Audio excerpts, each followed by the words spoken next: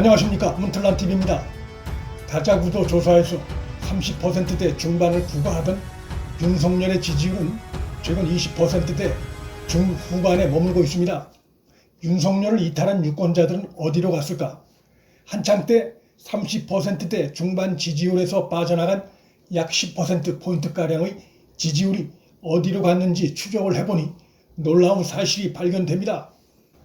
윤 전 총장 지지율은 그가 검찰총장을 그만둔 직후인 3월에서 4월이 가장 높은 수준을 보였고, 이후 5월과 6월은 대체로 큰 변화 없이 1위 자리를 지키다가 지지율에 큰 변동이 생긴 건 공교롭게도 6월 29일 정치참여선언 이후로 나타납니다.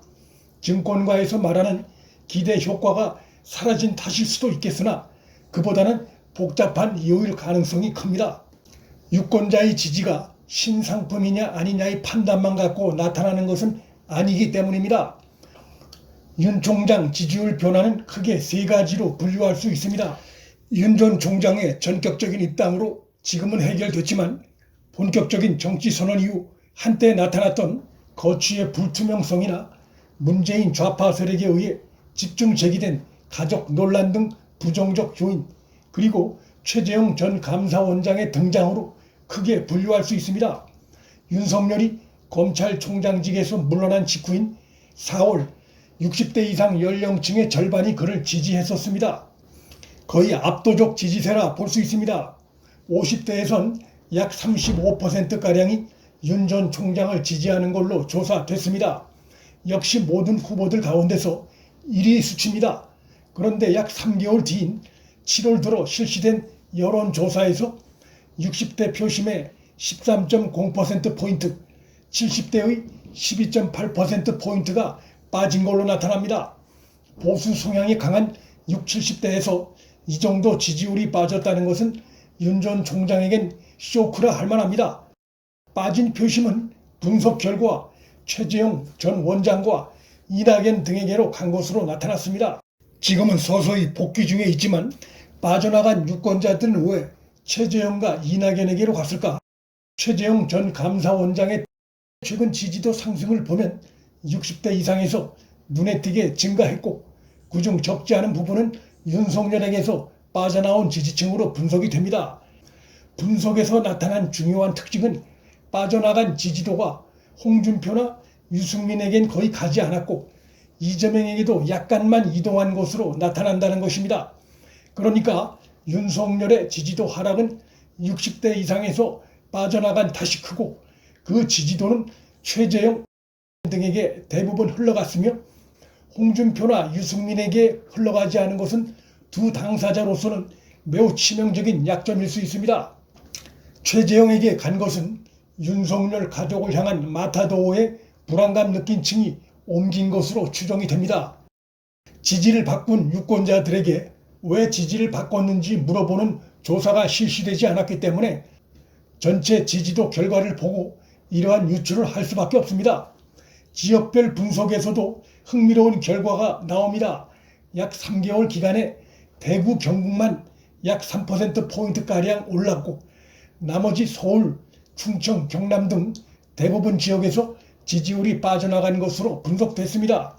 구체적으로 살펴보면 서울에선 11%, 충청과 경남의 지지율은 이탈이 각각 16%와 18%로 다른 지역보다 다소 높게 나타났습니다. 윤석열의 강력한 지역 기반으로 일반적으로 평가됐던 지역에서의 이탈이라 눈에 띕니다. 국민의힘 지지자들 중에 변화도 눈에 띕니다. 4월에서 7월 사이 약 3개월 기간에 무려 18%가 빠져나간 것으로 조사됐습니다. 이 기간에 최재형은 11.8%가량 상승한 것으로 나타났습니다. 홍준표의 지지도 변화는 이 기간 2.2%포인트 증가로 미미했습니다. 그러니까 국민의힘 지지자들 중에서 빠져나간 윤석열 지지율 중에 많은 부분을 최재형이 흡수했다고 봐도 과언이 아닙니다.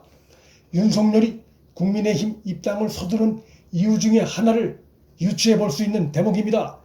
이렇게 되면 현재로선 윤석열의 최대 위협은 최재형 전 원장이라는 결론이 나올 수도 있습니다. 물론 아직은 전체적인 지지도 면에선 차이가 나지만 작은 구멍 관리를 소홀히 할 경우 더 큰 구멍이 될 수 있다는 점에서 윤석열 측으로선 최재형에 대해 대비하지 않을 수 없는 상황입니다. 윤석열 지지자 중에 적지 않은 수가 왜 최 전 원장에게 갔는지에 대한 분석은 친문 좌파 진영의 마타도 때문인지 윤석열이 전직 대통령 구속에 관련된 데 대한 반감 때문인지 좀 더 면밀한 분석이 필요합니다.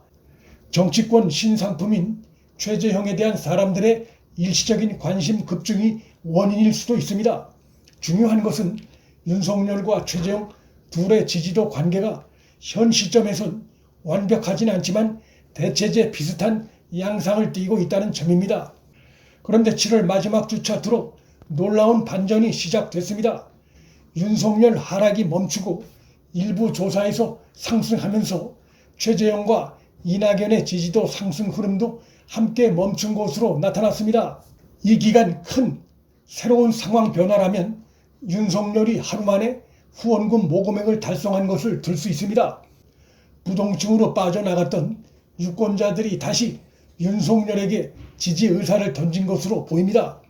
향후 나올 여론조사에서도 이 흐름이 이어진다면 윤석열로선 비온 뒤에 땅이 굳는다고 지지도 기반을 더욱 다지는 계기가 만들어질 것으로 전망됩니다. 특히 앞으로 나올 여론조사는 윤석열의 국민의힘 입당이 반영된 조사여서 그 결과에 귀추가 주목됩니다.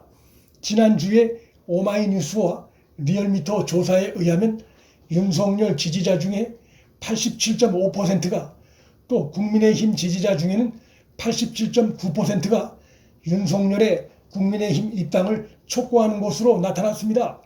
이러한 여론조사 결과를 볼 때 입당으로 지지도가 하락할 가능성보다는 오히려 상승할 가능성이 더 높다고 전망됩니다.